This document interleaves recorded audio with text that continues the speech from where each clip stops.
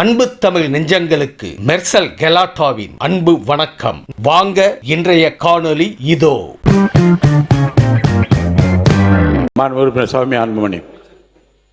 மாண்புமிகு பேரவைத் தலைவர் அவர்களே, மாண்புமிகு முதலமைச்சர் அவர்களே, மாண்புமிகு சட்டமன்ற உறுப்பினர் அவர்களே, வணக்கம். இன்று நம்ம பேரிடர் மேலாண்மை குறித்து பேசிக்கொண்டிருக்கின்றோம். அதில் ஒரே ஒரு சின்ன விஷயம். 2021 அக்டோபர் மாதம் சென்னை பெருமழை, பெரிய வெள்ளம் வந்தது.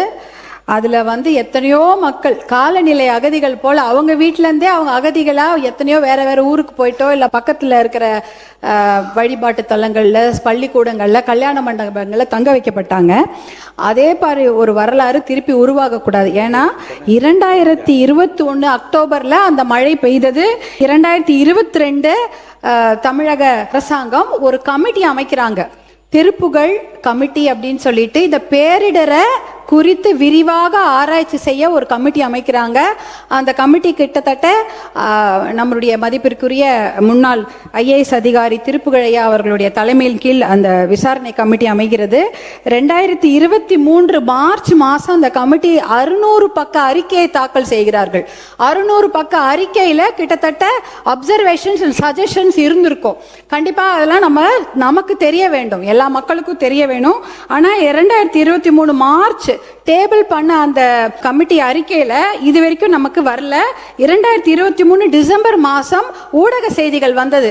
கண்டிப்பாக இந்த அறிக்கை எல்லாருக்கும் பொதுமக்கள் பார்வைக்கு வைக்கப்படும் என்ற ஊடக செய்தி வந்தது, திருப்புகழ் கமிட்டியுடைய சஜஷன்ஸ் அண்ட் அப்சர்வேஷன்ஸ். ஆனா இது வரைக்கும் வரல.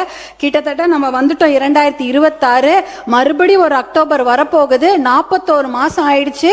அந்த திருப்புகழ் கமிட்டியில் இருக்கக்கூடிய அப்சர்வேஷன் சஜஷன்ஸ் என்ன நம்ம எல்லாருக்கும் தெரிஞ்சாகணும். தெரிஞ்சாதான் அடாப்டேஷன் மிட்டிகேஷன் எப்படி. ஏன்னா இப்ப எல்னினோன்னு வரப்போகுது.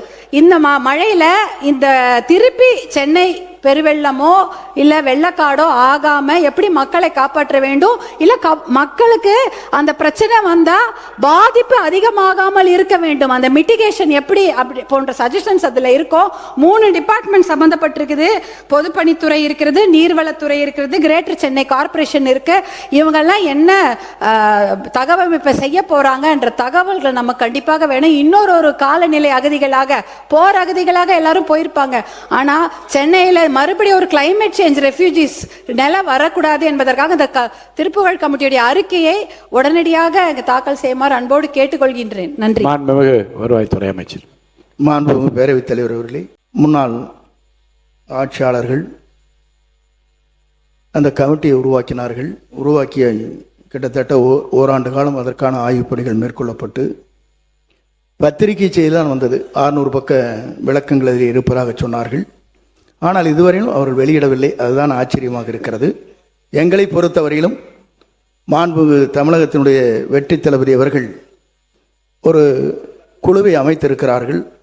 அந்த குழுவை பொறுத்தவரையிலும் விரைந்து அந்த பணிகளை மேற்கொள்வதற்காக பேரிடர் மேலாண்மை கூடுதல் ஆணையர் அவருடைய முருகானந்தம் அவருடைய தலைமையில் நிபுணர் குழு 7 பேர் கொண்ட குழு இங்கே உருவாக்கப்பட்டிருக்கிறது. இந்த 15 நாட்களுக்கு முன்னால் இந்த குழு கூடியது.